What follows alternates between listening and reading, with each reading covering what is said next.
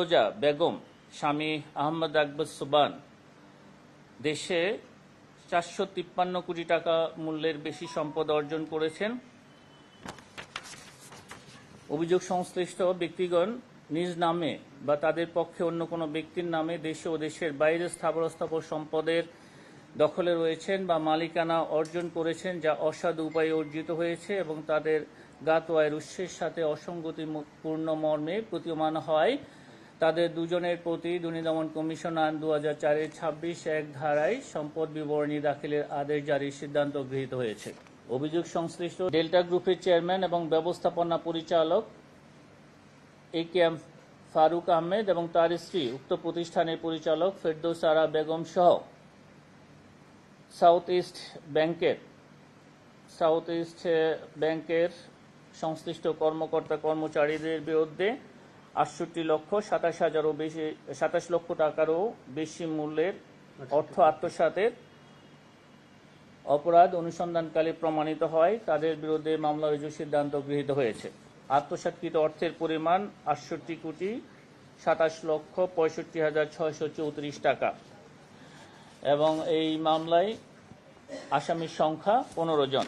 পরস্পর যোগসাজশে নিজেরা লাভবান হয়ে বা অন্যকে লাভবান করার অসৎ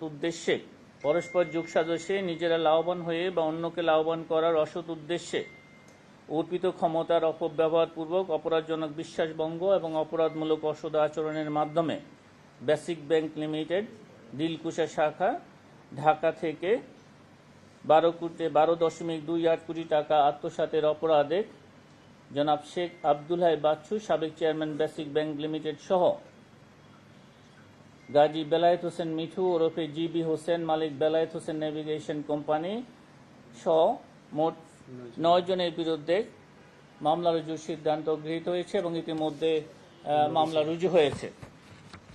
অসমাপ্ত আত্মজীবনী নিয়ে যে প্রতিবেদন গণমাধ্যমে প্রকাশিত হয়েছে, সেই প্রতিবেদন দুর্নীতি দমন কমিশনের নজরে এসেছে এবং দুর্নীতি দমন কমিশন এই বিষয়ে কাজ করছে। যে সিদ্ধান্ত গৃহীত হবে আমরা আপনাদেরকে শীঘ্রই জানাতে পারবো। আমরা এই নিয়ে কাজ করছি। জনাব আহমদ আকবর সুবান এবং তার স্ত্রী জ্ঞাত আয়ের উৎসের সাথে অসঙ্গতিপূর্ণ সম্পদ অর্জন করেছেন। দেশে এবং দেশের বাইরে $2,50,000 মূল্যের সম্পদ পাচার করেছেন এবং সেই পাচারকৃত অর্থে আমরা বলেছি সেন্ট কিটসে তিনি নাগরিকত্ব নিয়েছেন এবং আরও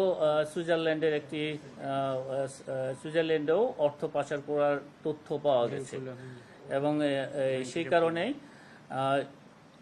তিনি এবং তার স্ত্রী দুজনে জ্ঞাত আয়ের উৎসের সাথে অসঙ্গতিপূর্ণ সম্পদ অর্জন এবং মানি লন্ডারিং সংক্রান্ত অপরাধ করেছেন মর্মে অনুসন্ধানকালে প্রমাণিত হয়।